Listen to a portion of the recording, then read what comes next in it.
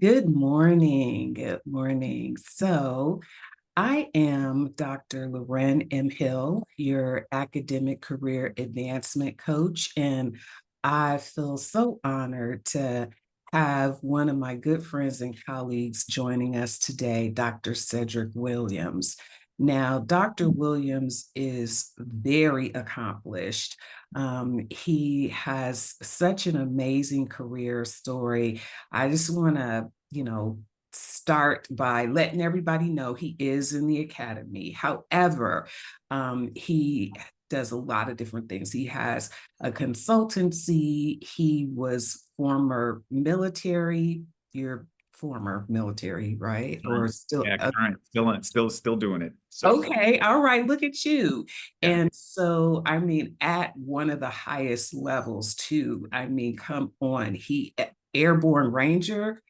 I can't even imagine how exhilarating that must have been and how much discipline it took to achieve that. We're always talking about how much discipline it takes to acquire an advanced degree, but let me tell you, there's probably no comparison, but we will see, right? We will see. So, welcome, Dr. Williams.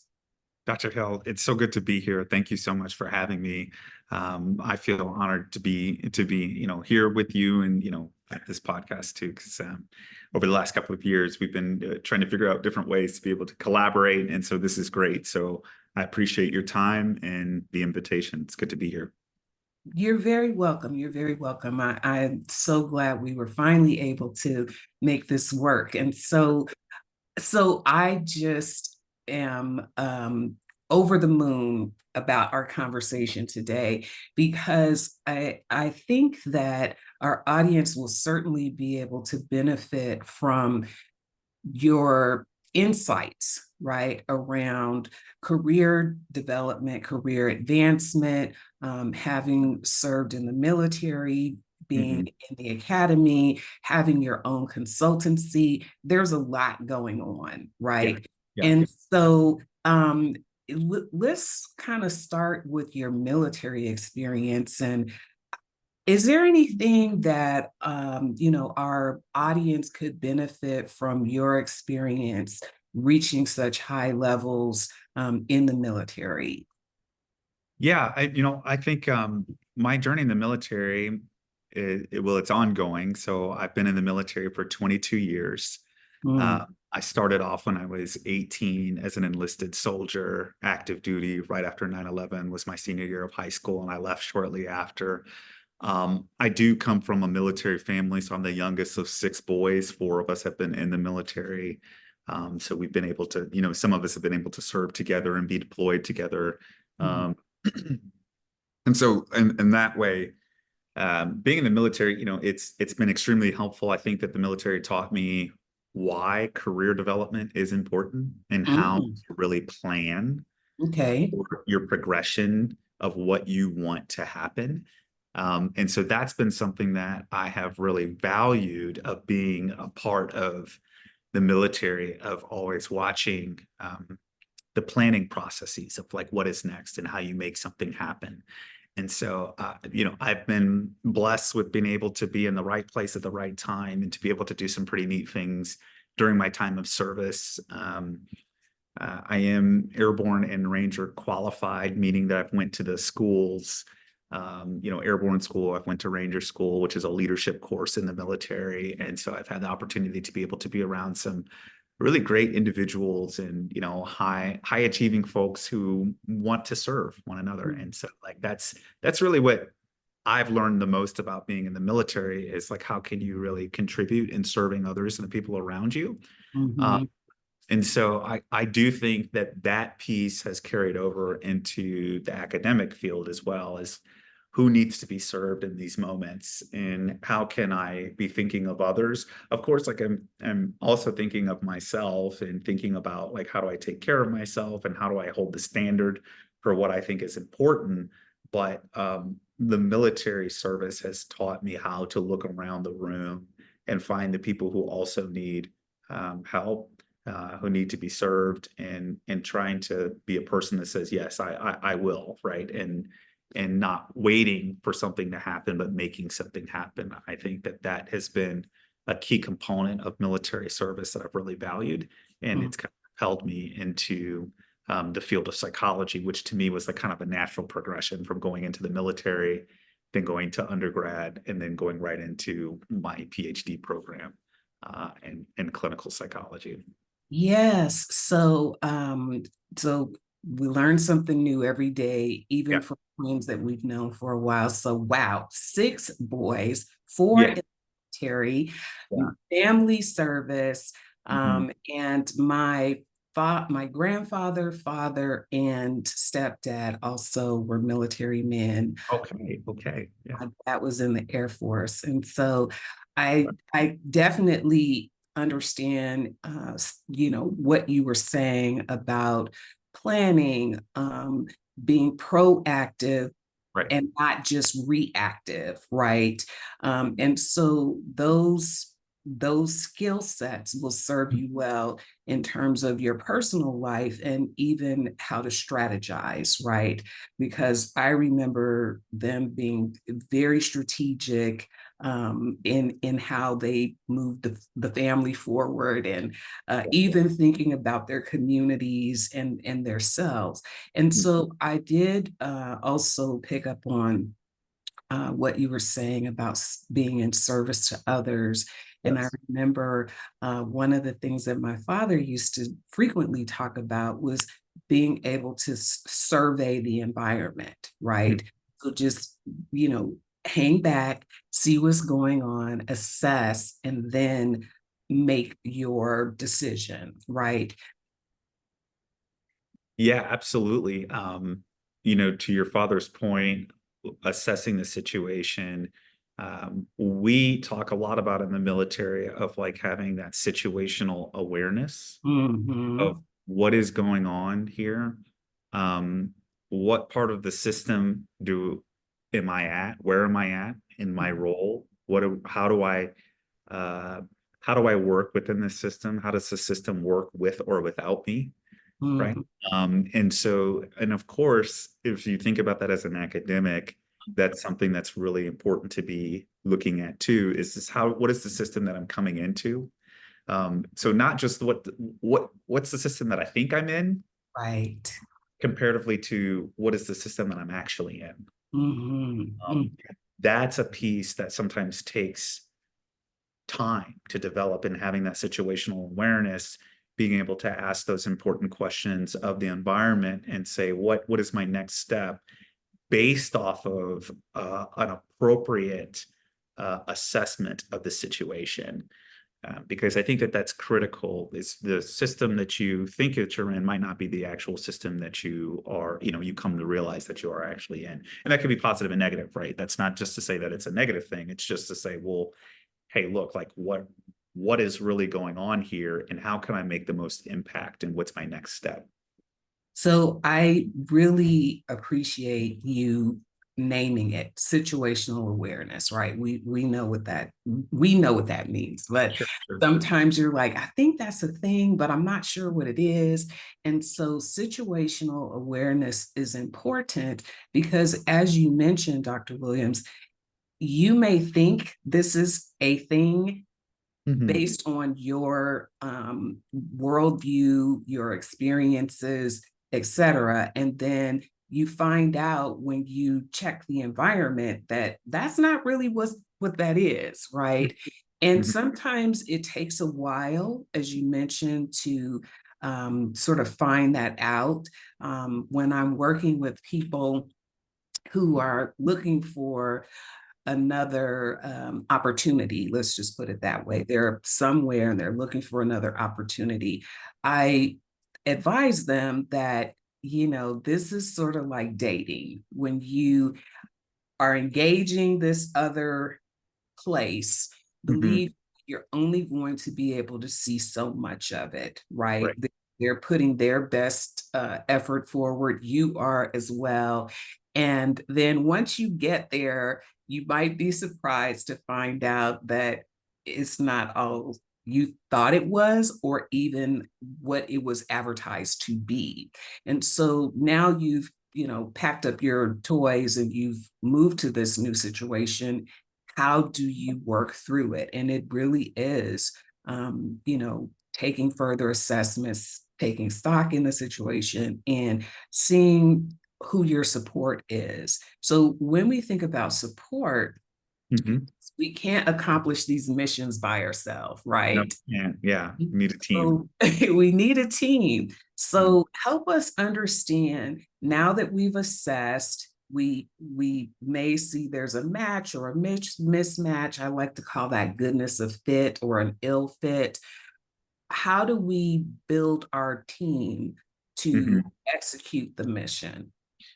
Yeah. So one of the things that I think about is, I have little nicknames for people in my life that I feel like, like this is a person that I need, or, that to help me.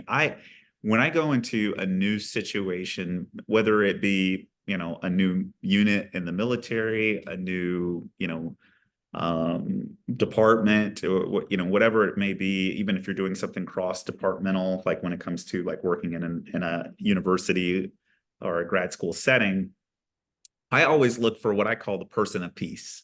Right? Mm, Who is my person of peace? Who is the person that's going to be in that setting that I can rely on, that I can talk to, that is going to give me some of the organizational history that is critical.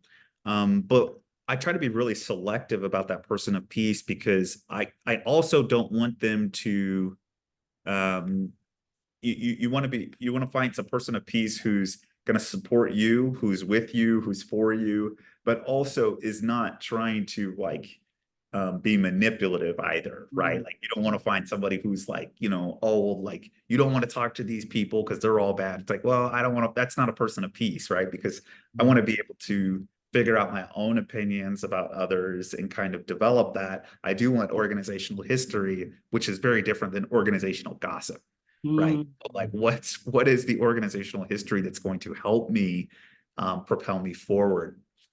And so I think that that's important, is to find that person of peace that you feel comfortable getting information from, sharing information too, right? Like that there's that reciprocity of I feel like I can be vulnerable with this person or trust them enough as we continue to go forward in our occupational relationship, that we can rely on one another.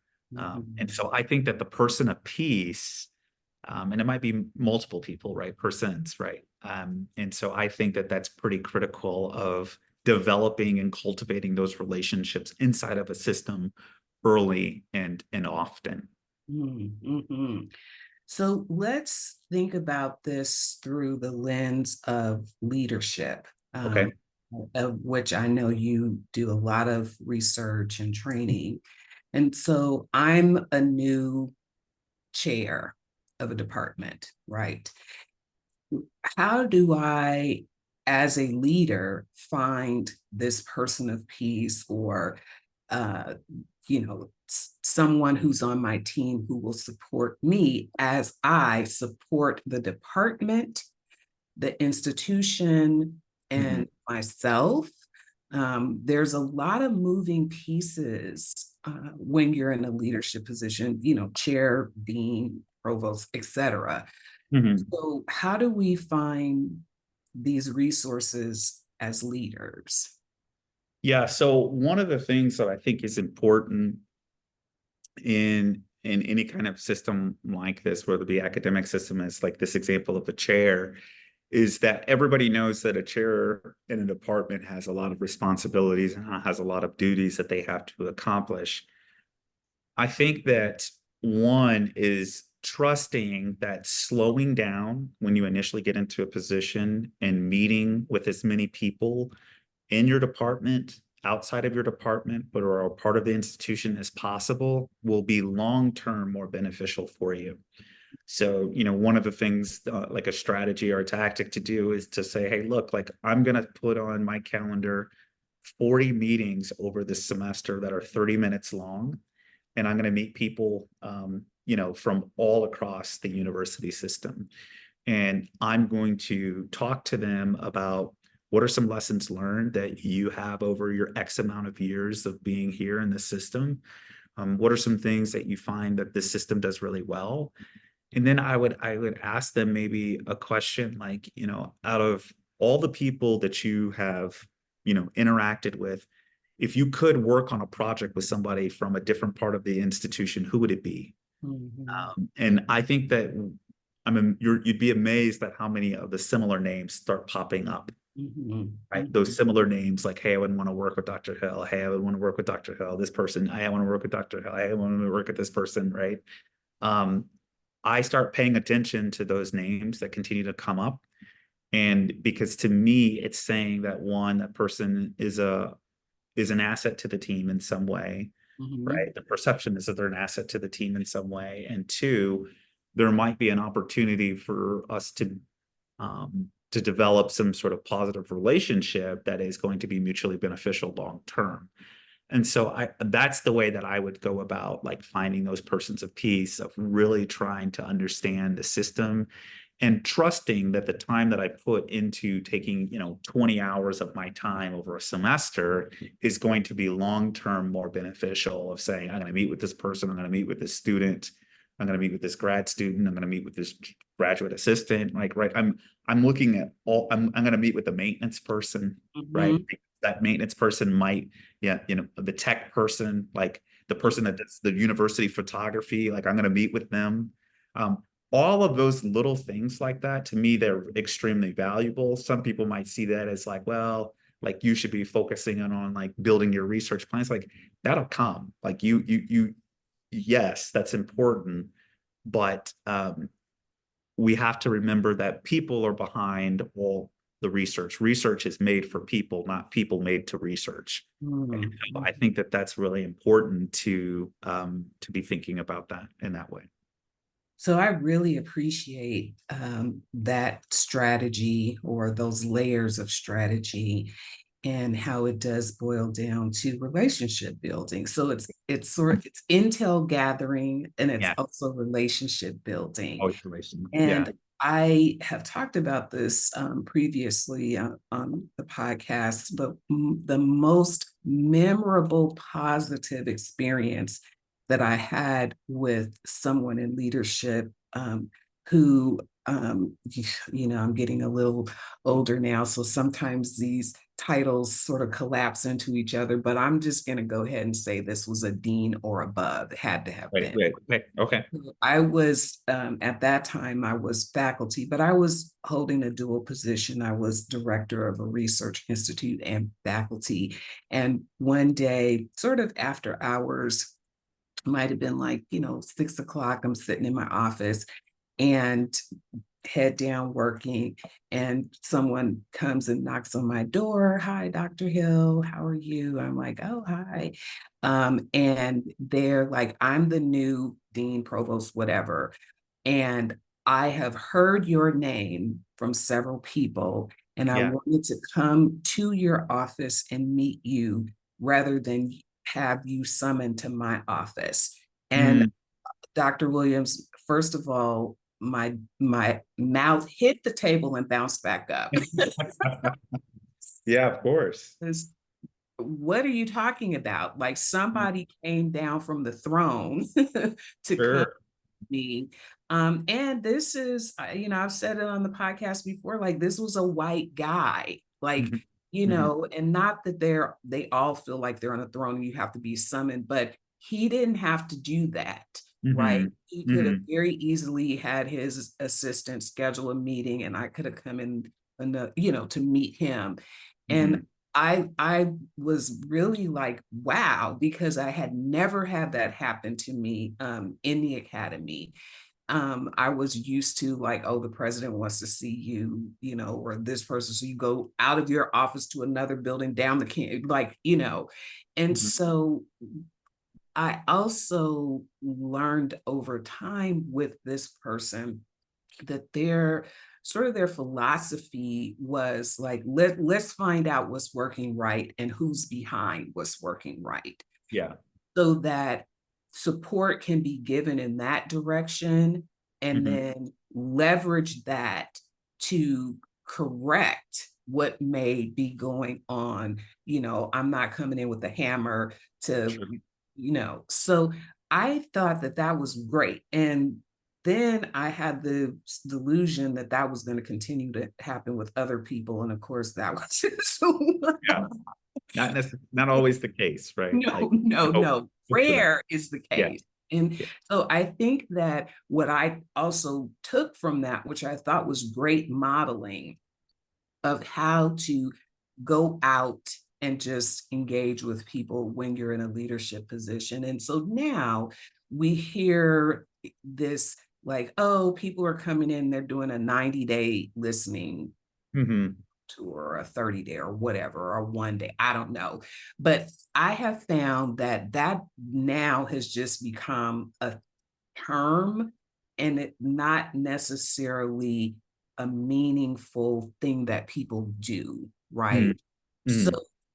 your comments about why it is important to invest the time in doing that, I think will help people understand that, okay, maybe some people will just say they do it and they're still like, business as usual, but there's definitely ways in which you can do it as a leader and Hmm. it be, a good way to approach things. Yeah, absolutely. I mean, Dr. Hill, I think that finding different ways to one, even recognize your power in the system, and then also, um, well, let me just say this about power. I think that what I have found is that sometimes in academic settings, like there's a sense where somebody else, in order for somebody to be big, somebody else has to be small.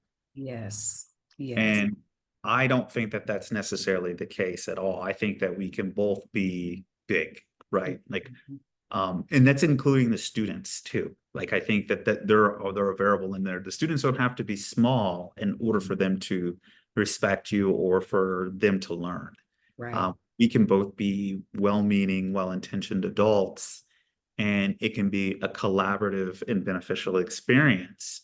Um, and I think that that's really important. And I actually think that the best learning happens in those types of environments. Hmm. Uh, and so all that to say is I do think that understanding our power, but also understanding how the use of power and the misuse of power Hmm. are important to know and to key up on early and often as a person who's in a position of leadership. So I really appreciate what you said about sort of the imbalance, right? And how some people are culturally conditioned to Mhm. wield power by, you know, making people feel belittling, ignoring, gaslighting, you Mhm. anything that I can do to clip your wings, so to speak. Yeah. And so when we know that that is a cultural overlay at a macro level, Mhm. right? Then how would one at a micro level deal with that, right? I'm just trying to think about how this, you know, Yeah. into Well, work.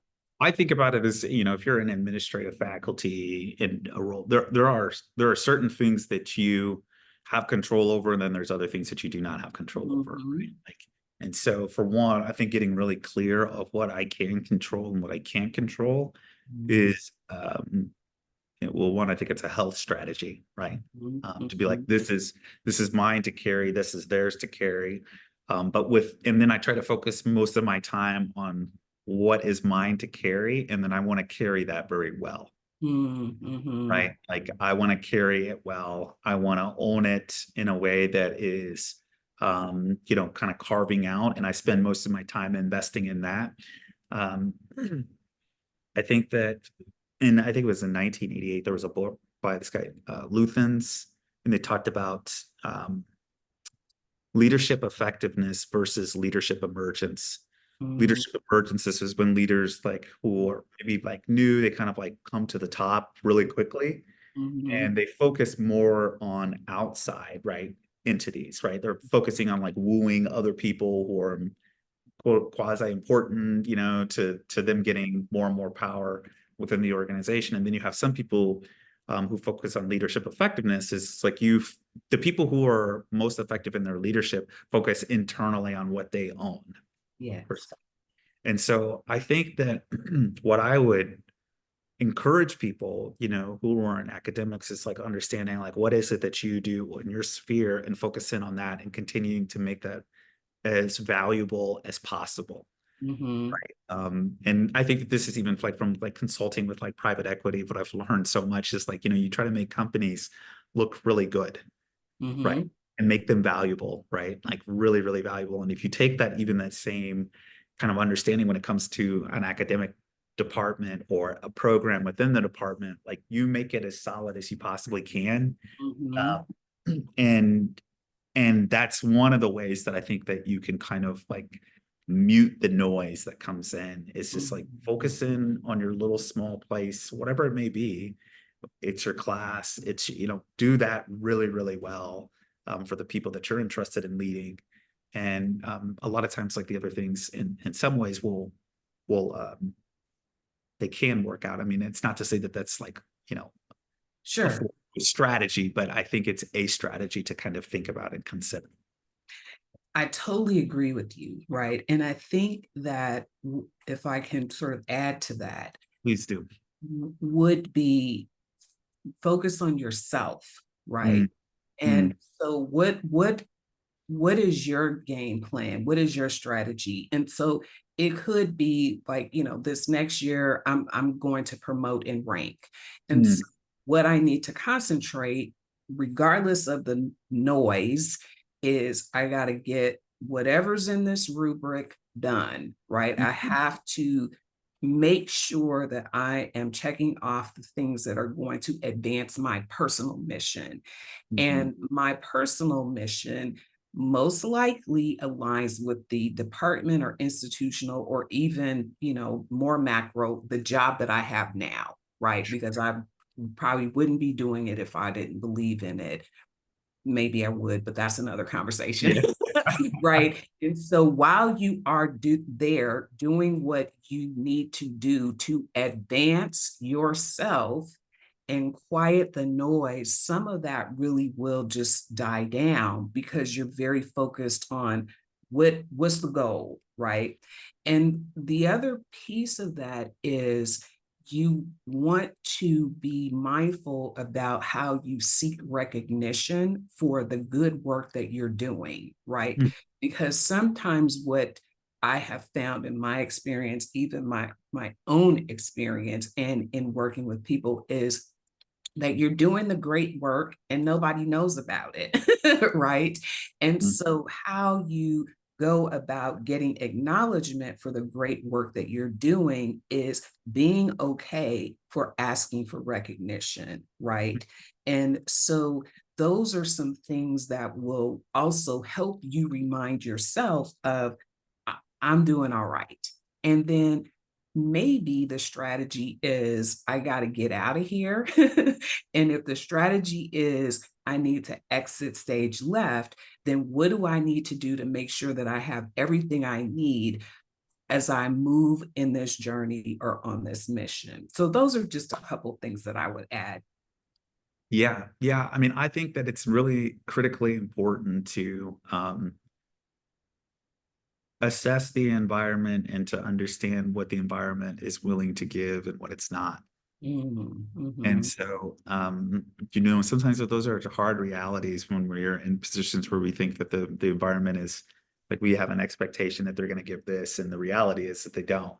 Right, And of right. course, you might have to pivot, and think about some of these things. I do think that it's important to think about your career progression and your plan.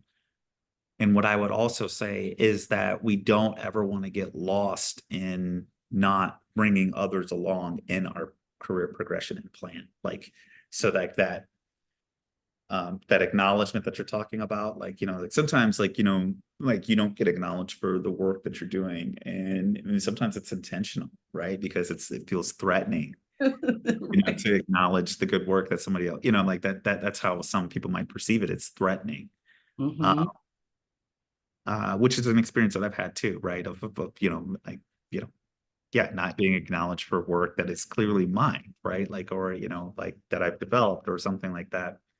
And what I found is that one is that I try to model acknowledgement and recognition very well. And then what I found is just by even doing that, because you work with other people, it's reciprocated. And so it does happen. And it might not happen from the person that's in a position of power that you really want the acknowledgement and recognition to come from. Sure. But that can be really hard and challenging. But that's also just a reality too of like some of the things that we face is that not everybody is going to see the value or not. Maybe they see the value, but they don't acknowledge the value the way that you want it to be acknowledged. And that's okay.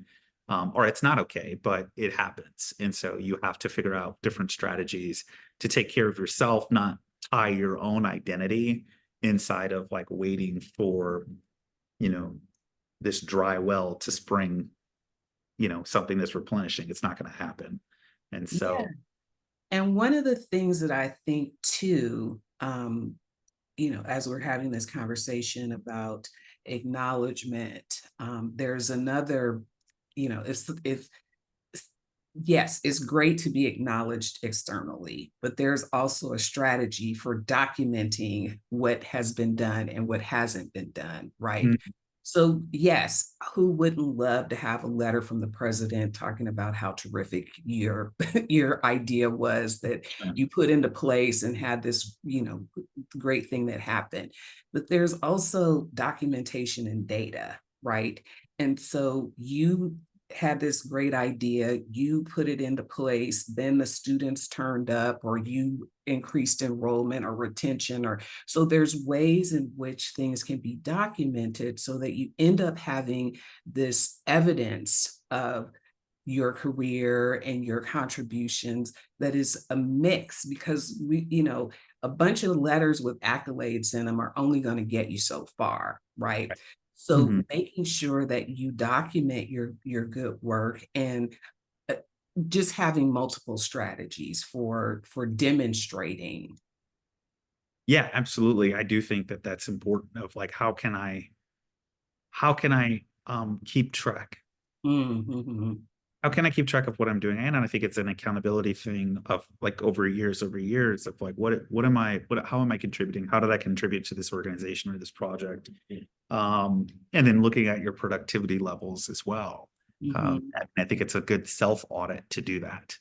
Absolutely. Yeah. Absolutely. And when I'm working with people, I have them do their own SWOT analysis, Yeah. right? Hmm. Regularly check your CV and using whatever measure that we need to hold this up against to make sure that you are meeting whatever your checkoffs are. So I want to pivot, and you're very well accomplished in terms of your scholarship, and I know you have a book out, Brick by Brick. Let's Yeah. talk about that. What is that all about, Dr. Yeah, Williams? yeah, absolutely. Yeah, I wrote a book called Brick by Brick, Becoming um, a Clinical and Consulting Psychologist. I started it actually when I was in grad school. Uh, it started off as like, hey, I just want to like write this for my kids because like we're in like this really small apartment, like they don't understand like what we're doing or why we're doing this thing, and kind of wanted them just to like get a piece of a historical piece of like what I was doing at this time, not just what I was doing, but my wife and I. My wife is a marriage and family therapist. I'm a PhD in clinical psychology. We went to the same school. We're in grad school together with these two small children, and really some really close quarters in Los Angeles. So as you can imagine, it was a challenge. And so I wrote this book of just highlighting different clients that I was meeting as a trainee and the experiences that I had as a trainee. Mm, Um, and then it carries over of not just it kind of the book follows not only when I was a trainee, but when I was an early career professional and I had graduated and then started my consulting practice. and then all the way up into my time teaching into the academy as well. And so what I wanted to highlight and really normalize this process of becoming, of Mm, the journey, because the journey to me is so exciting, and it was so uh, it's invigorating the learning of becoming a psychologist. And in a professor, and I valued that step, but there was parts of it that were extremely hard.